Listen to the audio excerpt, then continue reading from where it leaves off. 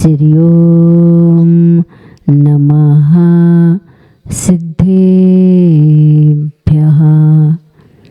जय श्री ओम नमः सिद्धेभ्यः। नमः श्री वर्धमानाय निर्धूत कलिलात्मने सालोकानां त्रलोकानां यद विद्या दर्पणायते यद विद्या दर्पणायते यद विद्या दर्पणायते। सम्यक्त समुता कियालय तुम्ही हो, माँ भारती के हिमालय तुम्ही हो। सम्यक्त समुता कियालय तुम्ही हो, माँ भारती के हिमालय तुम्ही हो। पथ तुमसे पावन उपकार जीवन, हमें अश्रु जल से चरणा पखारें। श्री विद्यासागर जी गुरुवर हमारे, संसार सिंधु के तुम हो किनारे। संसार सागर के तुम हो किनारे। भार रहित मुझे भारती, कर दो सहित सुभाल। कौन संभाले माँ बिना, ओ माँ यह है बाल, ओ माँ यह है बाल। पंच परमेष्टि भगवंतों की, श्री कुंडलपुर के बड़े बाबा की, चंद्रगिरी महातीर्थ के 1008 श्री मूल नायक चंद्र प्रभु भगवान की, विश्वशंकर चिंतामणि पार्श्वनाथ भगवान की, भगवान महावीर स्वामी की, संत शिरोमणि आचार्य भगवंत गुरुदेव श्री विद्यासागर जी महाराज की, गुरुनाम गुरु श्री ज्ञान सागर जी महाराज की, आचार्य भगवान श्री समय सागर जी महाराज की, 3 काम 9 करोड़ मुनि राजों की,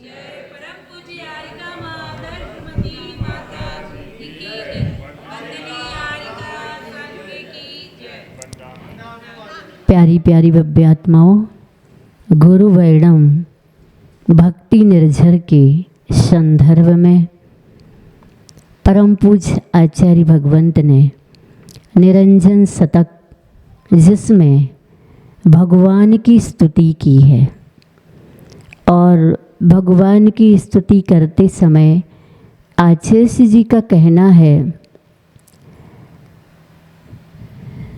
सादर तो मैं निरख सादर नेत्र दोनों, आरूढ़ मोक्ष पथ हो मम पैर दोनों।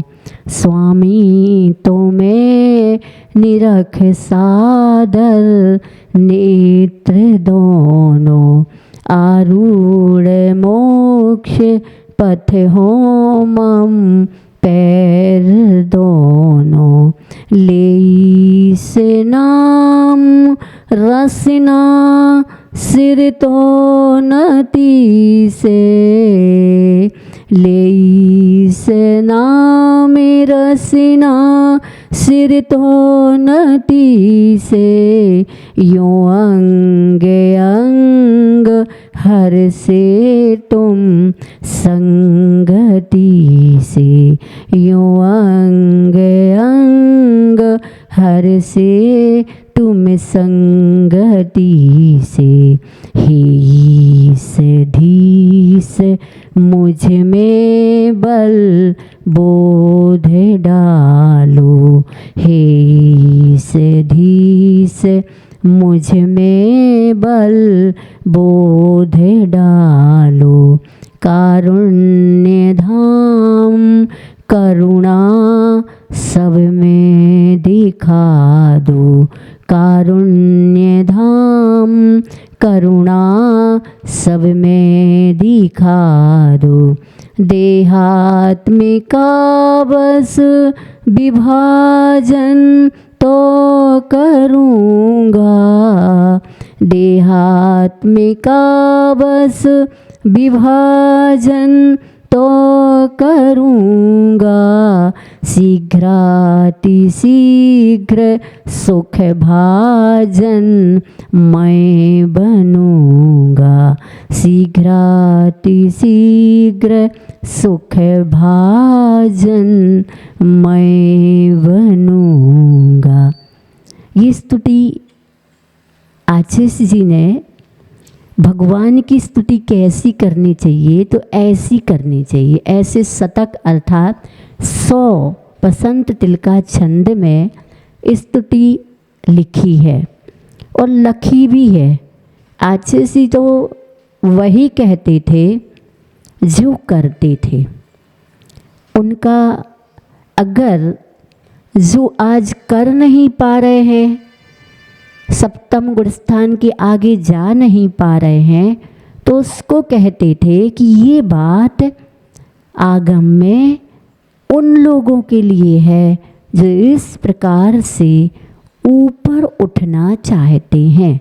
आज तो सप्तम गुण स्थान से ऊपर उठ नहीं सकते, लेकिन विदेह क्षेत्र में आज भी 14 गुण स्थान को पार करने का सामर्थ्य, भाव, बुद्धि, प्रज्ञा सब कुछ है। सो भगवान से क्या मांगना चाहिए, तो भगवान के सामने बल तो मांगा है।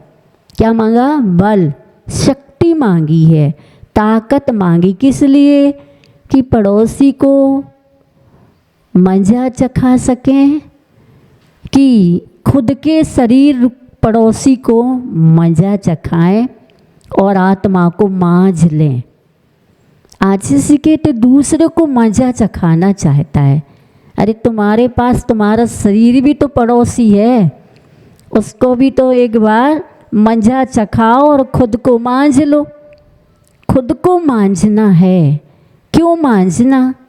क्योंकि जैसे कि आशीष का कहना है कि आपके पास ताज़ा ताज़ा दूध लाए हो, काहे किस में लाए हो? पात्र में, बर्तन में लाए हो, और अगर बर्तन साफ नहीं होगा तो दूध खराब हो जाएगा। ऐसे ही तुम अनंत काल से शरीर के पात्र में रह रहे हो। और शरीर कैसा है? शुद्ध है कि अशुद्ध? तो पुद्गल है।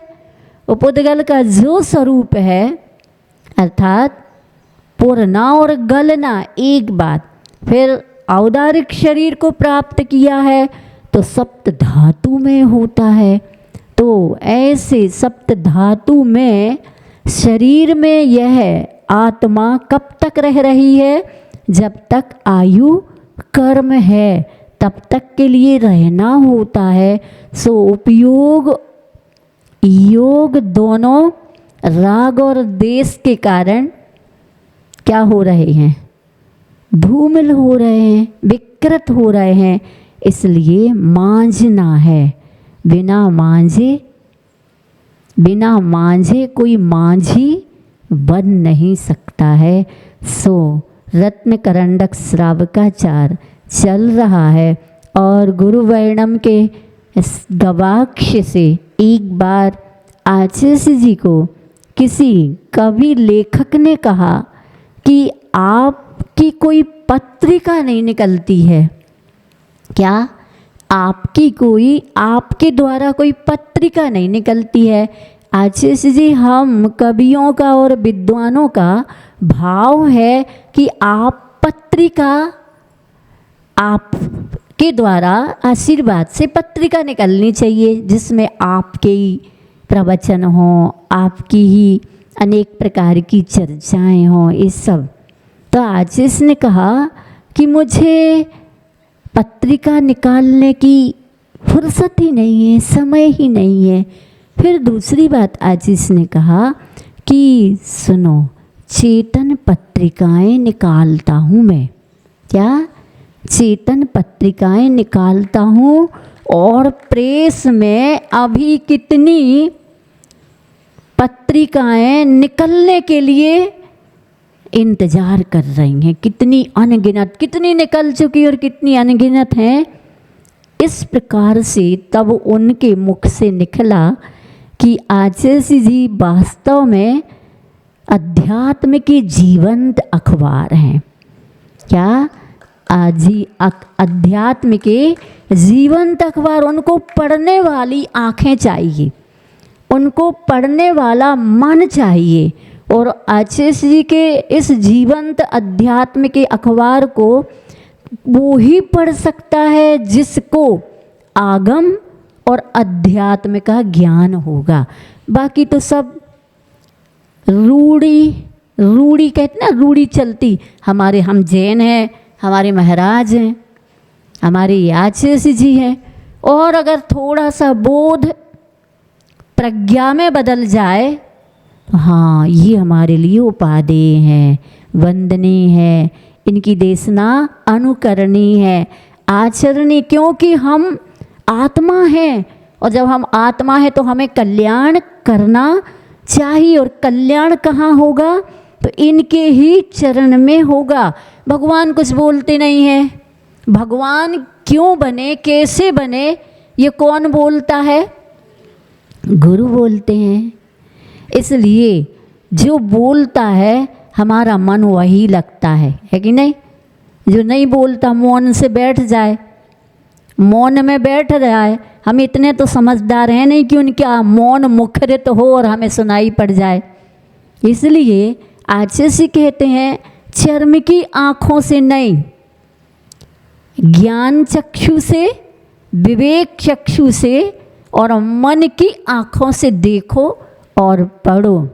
तो जहाँ मैं हूँ वहाँ आओ और जैसा मैं हूँ वैसा तुम बन के देखो तो हमारा परिचय होगा। बाकी तो हमारा परिचय तुम्हें बाहर से जितना हो पाएगा वो पूर्ण परिचय नहीं होगा। तो सम्यक दर्शन सभी ने, आपने 10 पर्युषण पर्वराज के एक दिन पहले रत्नकरंडक श्रावकाचार्य का सम्यक दर्शन अधिकार सुन रखा। इसके बाद सम्यक ज्ञान 6 ढाला में आपने पढ़ा होगा। सम्यक दर्शन जैसे ही होता है युगपत होते हूँ प्रकाश दीपक तय होई। सम्यक दर्शन होए बहुरी अब दृढ़ चारित लीजिए, ये आगे की बात है। तो जैसे ही सम्यक दर्शन होता है तो हमारा ज्ञान सम्यक ज्ञान हो जाता है। सम्यक दर्शन के पहले ये श्लोक है यहाँ पर 42। सम्यक दर्शन के पहले क्या है? जो भी आप रोटी को रोटी कहो, माइक को माइक कहो, लाइट को लाइट कहो, राइट को राइट कहो, फाइट को फाइट कहो, जीव को जीव भी कहो। जो वस्तु को आपने नाम अनादिकाल से दे रखे हैं उसको उसी नाम से कहो, तब भी आपका ज्ञान सम्यक ज्ञान नहीं कहलाएगा। क्या? आपका ज्ञान सम्यक ज्ञान नहीं कहलाएगा। जैसे ही सम्यक दर्शन होता है तो सम्यक दर्शन होते ही आपका जो भी जानना है, वैसे सम्यक दर्शन होता कैसे है? तो 7 तत्व का यथार्थ श्रद्धान, प्रयोजनभूत 7 तत्व, इनके साथ अब जो भी आप जानते हो आपका ज्ञान सम्यक ज्ञानमय हो जाएगा। सो यहाँ पर यह सम्यक ज्ञान के लक्षण को यहाँ बताते हैं। 42वां श्लोक है, अन्यूनमनतिरिक्तम याथा तथ्यम विनाच विपरीतात्, अन्यूनमनतिरिक्तम याथा तथ्यम विनाच विपरीतात्, निःसंदेहं वेद यदा हुस्तज्ज्ञानमागमिनः।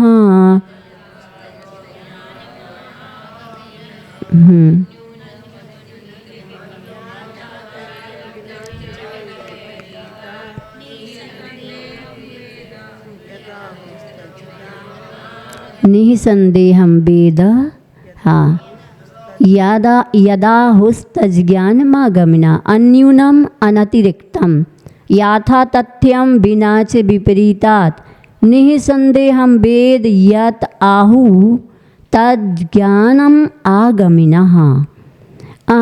अन्यूनम अनतिरिक्तम, अन्यून अने न्यूनता से रहित, अनतिरिक्तम अधिकता से भी रहित। तत्व 7 ही हैं, 8 नहीं 6 नहीं, कम भी नहीं और अधिक भी नहीं।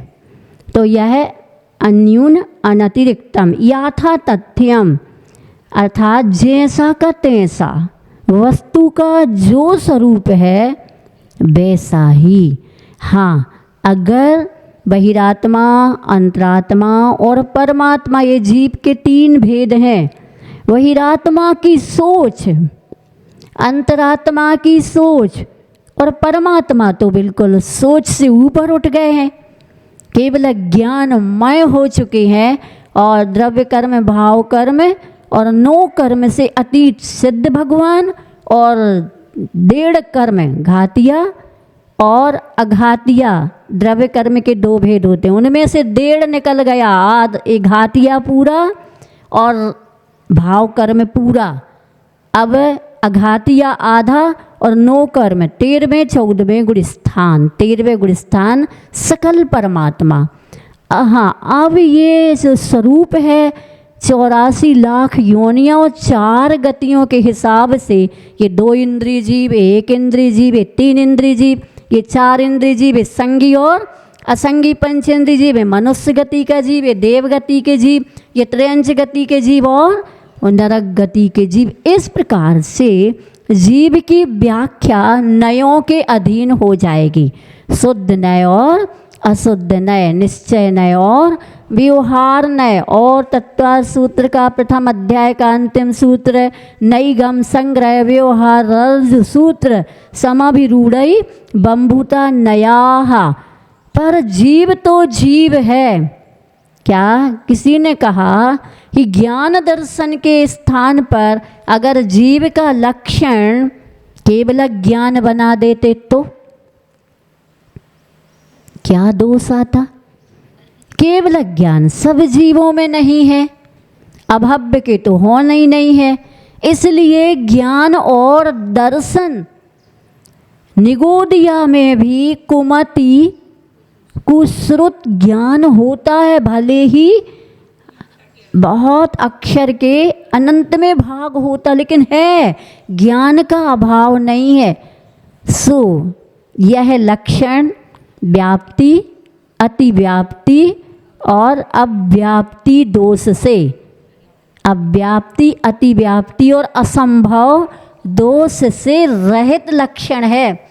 सो किसी को भी उठा के देख लो, जीव तो, इसलिए याथा तथ्यम, जैसा तथ्य माने कहा है वैसा ये सम्यक ज्ञान के लक्षण में विलक्षणता आएगी। अकेले जीवई का नहीं, पुद्गल का भी, धर्म का भी, अधर्म का भी, आकाश का भी, काल का भी और अजीब तत्व का, जीव का, अजीब तत्व का, आश्रव का, बंधन का, बंध का, संबर का और निर्जरा मोक्ष, इनके जो स्वरूप हैं जैसे भगवान के द्वारा कहे गए नहीं, भगवान ने तो वही कहा जो है। क्या? भगवान ने हम सबको वही कहा है जो है, क्योंकि किसी ने बनाए नहीं है। जीव को किसी ने बनाया है क्या? तो चलो लोक को किसी ने बनाया है, 14 राजू तंग नव लोक पुरुष संठान, तामे जीवन आदिते भरमत है बिन ज्ञान। इसको किसी ने बनाया नहीं। इसी भावना में कहा ना, किन्हू न करे न धरे को, सड द्रव्य मई ना हरे को। जब कोई किसी को न कर सकता है, न बना सकता है, न धर सकता है, न मार सकता है, तू विकल्प क्यों करता है? तेरा अस्तित्व तो तेरे पास है, इसलिए तू व्यर्थ में राग देश और विकल्प करता। इसने मेरा बुरा कर दिया, उसने मेरा भला कर दिया, ये तो मुझे मारेगा लेकिन ये मुझे बचाएगा। बस 24 घंटे इसी प्रकार का आर्त रौद्र ध्यान होता रहता है कि नहीं? होता रहता है। सो हमारे सम्यक ज्ञान के लक्षण में ना अधिक ना कम, लेकिन कैसा? याथा तथ्यम, जैसा कहा है वैसा, बिना से विपरीतात्, विपरीत के बिना, बिना विपरीतात्, मतलब विपरीत तो होगा ही नहीं।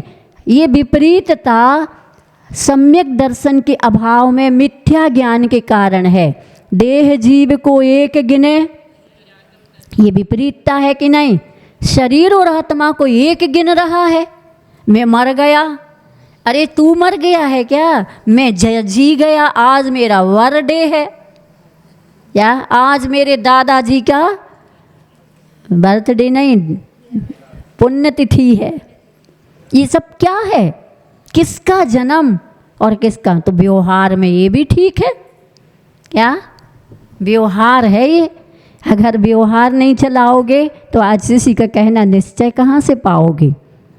आचार्य जी का कहना है यह आत्मा अगर भटक रही है तो निश्चय के कारण नहीं, व्यवहार के कारण। व्यवहार के दो भेद हैं, एक भूतार्थ और एक अभूतार्थ, यानी सद्भूत व्यवहार और एक असद्भूत व्यवहार। असद्भूत व्यवहार में लगा है, असद्भूत व्यवहार में पड़ा है अभी तक। सद्भूत व्यवहार एक बार अगर अपना ले तो निश्चय दूर नहीं है, निश्चय तो तेरे पास है।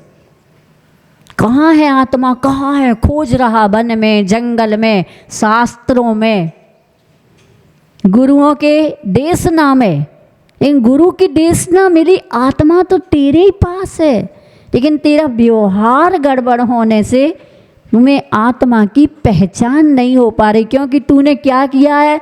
इस शरीर से होने वाली जो उत्पत्ति है, इसके उत्पन्न में जन्म और इसके नष्ट में मरण मान लिया, इसलिए तू बहिरात्मा है, बाहर बाहर है। बाहर देखोगे तो दुनिया एक अजीब नज़र आएगी, अंतस चेतना को देखोगे तो दुनिया सारी नज़र आएगी नहीं, नज़र ही लग जाएगी।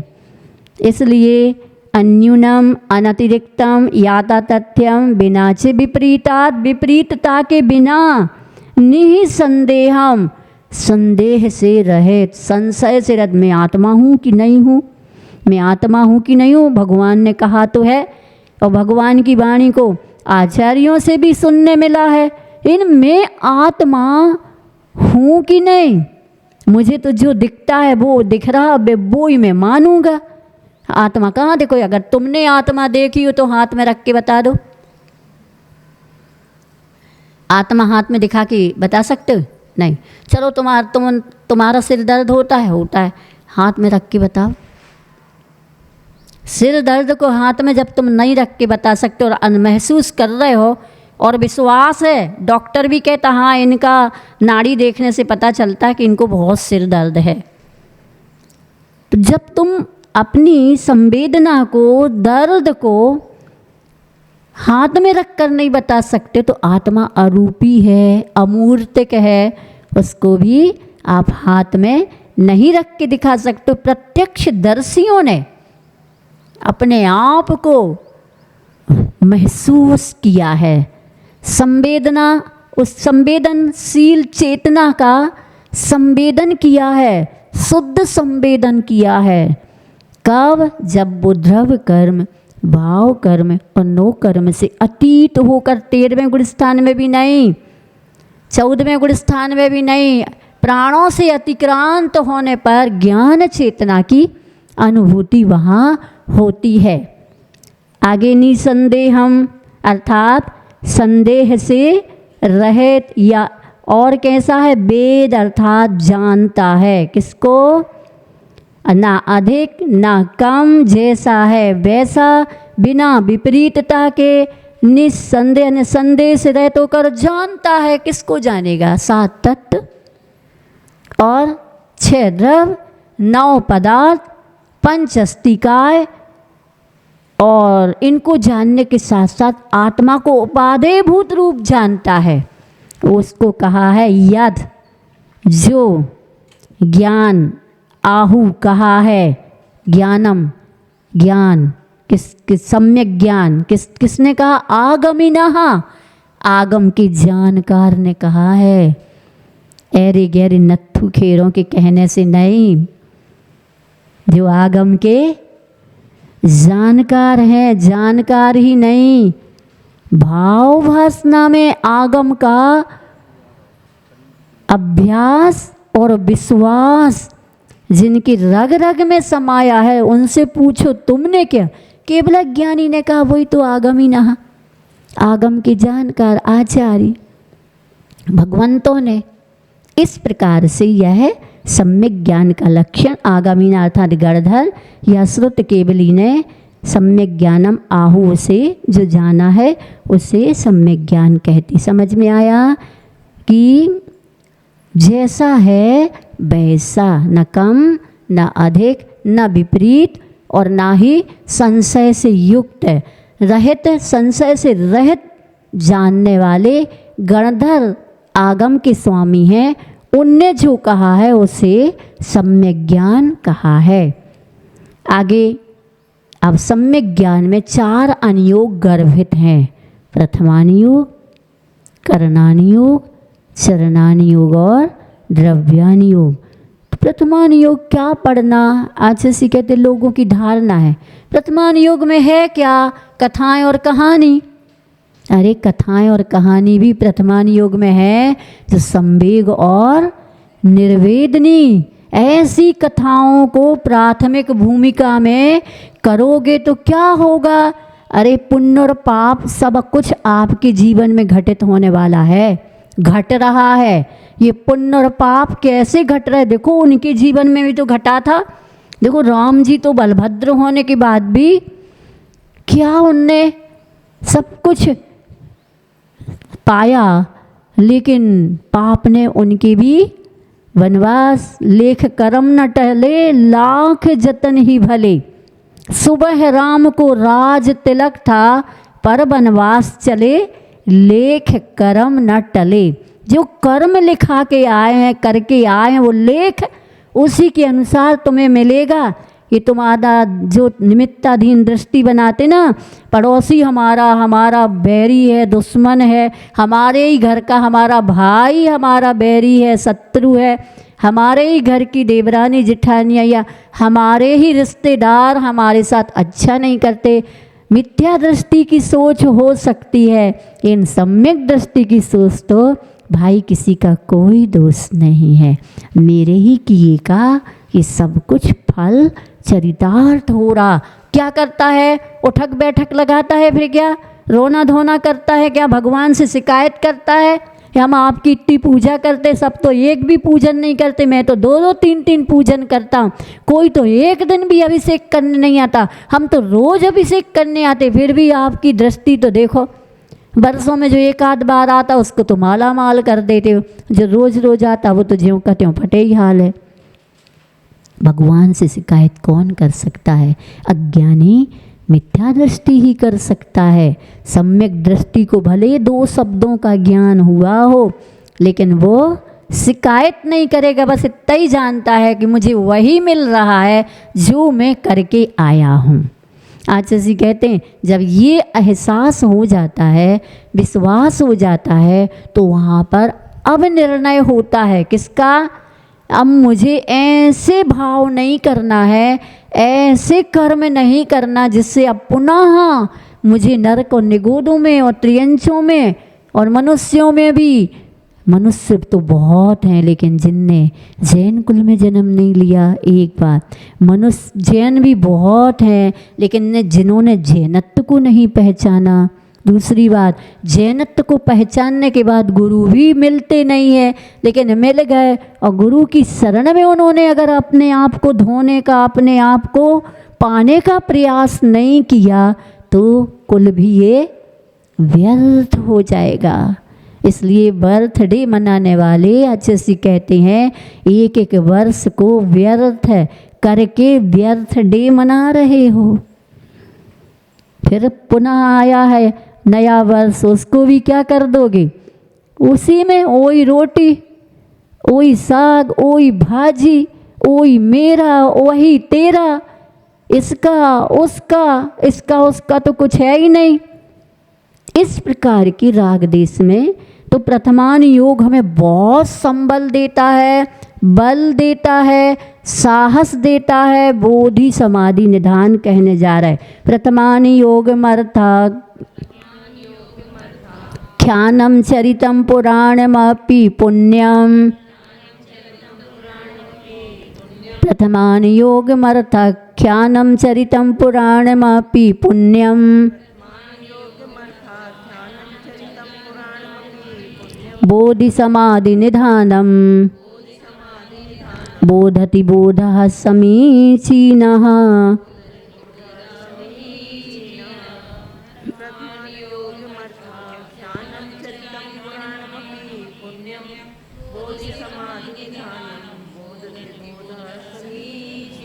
हाँ, प्रथमान योग, प्रथमान योग पहला अनुयोग प्रथमान योग है अर्थख्यानम, परमार्थ विषय का अर्थ करने वाला। चरितम, एक किसी एक पुरुष के चरित्र के आश्रित कथा अथवा पुराणमपि पुण्यम, और पुराणम 63 सलाह का पुरुषों का से संबंधित जो परमार्थ विषय का अर्थ करने वाला है वह पुण्यम कैसा है? पुण्य को बढ़ाने वाला है, बोधि प्रदान करने वाला है, और समाधि को भी वह निधानम, बोधि समाधि निधानम अर्थात बोधि और समाधि का निधान अर्थात खजाना, भंडार, ये कहा है। तो पुण्यम प्रथमान योग किसी परमार्थ के विषय का अर्थ करने वाला। किसका, कौन है परमार्थ रूप विषय के अर्थ करने वाले में? चरितम, किसी एक पुरुष के आश्रित चरित्र का वर्णन, अथवा 63 सलाह का पुरुषों संबंधी जो अर्थ करने वाला है वह पुण्य को बढ़ाता है, बोधि और समाधि के निधान को, खजाने को प्रदान करता है, और बोधा समीचीनः यानी कैसा देता है? यह पुण्यवर्धक तो है ही, और समीचीनम अर्थात सम्यक श्रुत ज्ञान। ये क्या है? सम्यक श्रुत ज्ञान स्वरूप प्रथमान योग परमार्थ के विषय को कहने वाला, किसी एक के चरित्र को अथवा 63 सलाह का पुरुषों संबंधी चरित्र को बताने वाला है, जो कि पुण्यम, पुण्य का कारण है, बोधि समाधि निधानम, बोधि और समाधि का निधान है। ऐसा बोधति जिन्होंने जाना है उनने कहा है क्या? प्रथमान योगम, प्रथमान योग अर्थात प्रथमान योग 63 सलाह का पुरुषों में से उनके चरित्र का वर्णन करने वाला, किसी और अच्छे जो 63 सलाह का पुरुषों में नहीं है लेकिन बिना 63 सलाह का पुरुषों के जिनके अच्छे चरित्र, जिन्होंने अर्थ से परमार्थ की यात्रा की हो, अथवा उनके जीवन में, जैसे रावण है त्रिखंड अधिपति था, और त्रिखंड अधिपति क्या था? प्रतिनारायण, नारायण प्रतिनारायण, प्रतिनारायण था, 63 सलाका पुरुषों में था। लेकिन उसको देखो, एक खंडित नहीं किया नियम, लेकिन उसके अंदर एक अभिप्राय में चाह तो आ गई, फिर नियोग भी रहता है, तो कहाँ गया? तो इसलिए ये सारे के सारे जो पुराण पुरुष हैं उनकी कथाएं, चाहे वो पुण्य से हो, साधना से हो, या पाप की परिणति से हो, हमें क्या देते हैं? ये बोधि और समाधि का खजाना देते हैं, हमें संबल देते हैं, हमें ऐसी बोधि देते हैं, अपने को ऐसा नहीं करना, अपने को ऐसा। इसलिए प्रथमानी योग पढ़ना चाहिए। प्रथमानी योग को पढ़ने से समय बर्बाद नहीं, बल्कि जीवन आबाद होता है। जीवन में आज़ादी के लक्षण बड़े विलक्षण, उसी ओर पथ पर हम सबका अब चलना प्रारंभ हो जाता है।